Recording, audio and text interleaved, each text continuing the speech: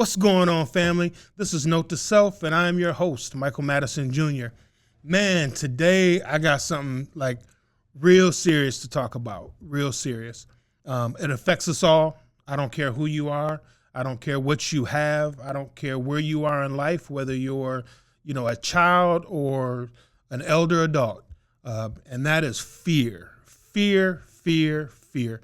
Fear controls our thought process, our destiny, our growth. Fear controls all that. So I want to talk about fear today and being afraid.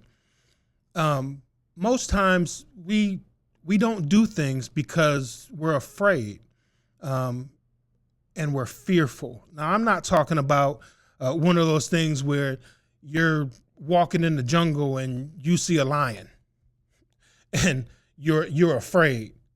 You already know. You already know if you come too close to that lion, he's gonna do something to you. I'm talking about most of our fear comes from the unknown. So we have a situation where, man, we want to make a change in our life, or we want to change jobs, or change and fear go hand in hand. We already make up this situation and we already come up with the outcome before we even know what the outcome could possibly be. And what I mean by that is, like, I'm going to give you an example of jobs, right? So a lot of people, they stick out at a job because they don't like change. They're fearful of what's going to happen. They start thinking about, oh, well, if I leave this job, I have to deal with this, or I don't know how this person's going to be. I don't know how this boss is going to be. I don't know. That's the thing. You're fearing it because you don't know. And you will never know if you don't jump in and take that chance. And sometimes we have to take that chance, and we have to weigh different options and pros and cons to make ourselves comfortable. And a lot of times what happens is we start weighing the pros and cons so much that we don't even do what we plan to do. Man, my man Lloyd Cheatham, Cheat Design, shout out to you, brother. He always tells me, Mike, you think too much. You're thinking too much. You're thinking too much. A great example is this podcast. I would have never, ever done this podcast. I kept putting it off because I kept thinking in my head, well, people aren't going to watch. And do I really have something to say? And do people really care what I have to say? And, I had a fear of rejection. Well, what if I put this out and nobody likes it and nobody talks about it and nobody watches it or listens to it? And I've done many podcasts before, and I love it. I enjoy it.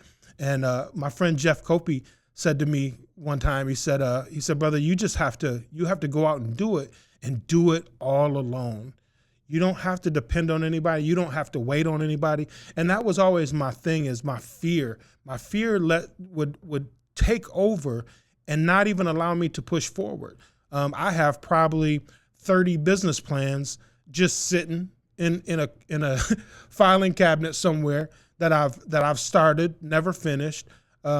Because I always get to that point where I go, I create the outcome before it even happens. And I go, oh, and I get to that point and I go, yeah, this probably ain't for me. And I haven't even tried it yet. I have some business plans that could have probably made me a millionaire, but I've just never tried them.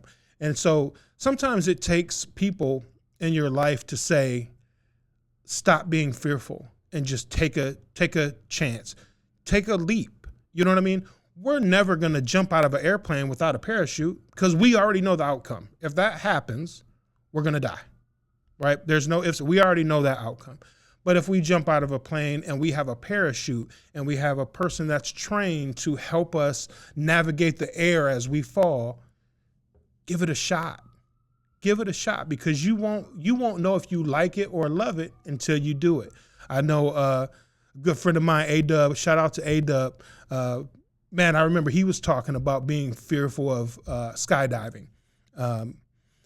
And I remember him telling me about this, and I thought, dude, you are crazy as hell. There's no way in hell I'm jumping out of no plane. I'm just not doing it.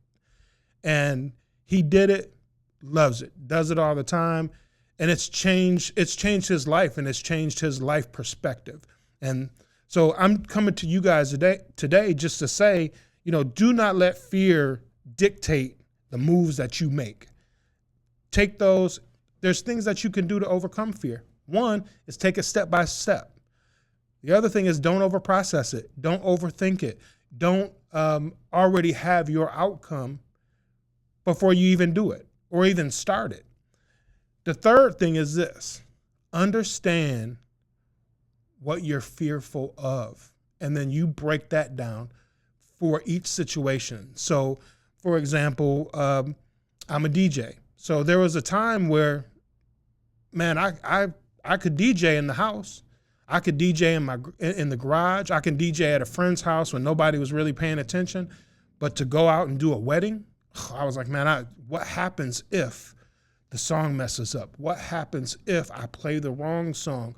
What happens if? And that was always me. What happens if? It was that that fear and that anxiety of saying, well, what if? And then I just got to the point where I was like, shit's gonna happen. I know that. I know that part of the outcome. Things are gonna happen. So whatever happens, happens. Have it in your mind, have it in your makeup. Whatever happens, if this happens, what do you do next? Already have that in your thought process. So boom, I'm out DJing one time. I play the wrong song. Everybody's looking at me crazy. The wedding party's looking at me crazy because I actually played the wrong first dance song. Boom. I immediately got on the mic, turned the song off, got on the mic, said, hey, sorry about that, people, a little technical difficulty. Let me get this together for you, and we're gonna get it back on track. Boom. Got the right song. They had their first dance. Their first dance was amazing. And for the rest of the evening, I was in straight panic mode. I was like, what the hell is going to happen next, right? But I continued to just think and process. Okay, well, don't think about the things that could go wrong. Let's think about the things that could go right. So I started doing that, and boom, the wedding goes off for the rest of the night without a hitch.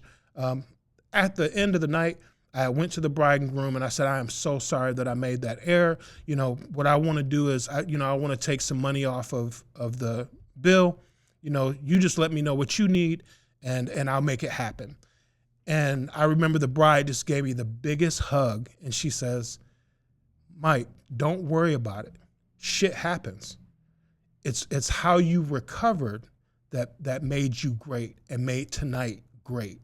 We have no problems. Matter of fact, here's something for you. And it was a tip. And I thought, wow, that's amazing. I had all of this fear. This happened. I fixed it. So now when I go out and DJ, from that point on, I go out and DJ, I am so relaxed. I am so comfortable. I am so confident. I still have it in the back of my mind of what ifs. What if this happens? What if that happens? But if I would have just took even that particular situation and just stopped DJing after that, I wouldn't have the fun that I have doing it. Another thing with that, kind of going back to the fear, I had that fear. If I would have never even started to DJ because of that fear, I wouldn't be DJing now. I wouldn't be doing multiple things. So that is my ringer. That means that it's time. I got things to do. I know you do too. So with that being said, I'm your host, Michael Madison Jr. This is Note to Self, and I'm out. Peace.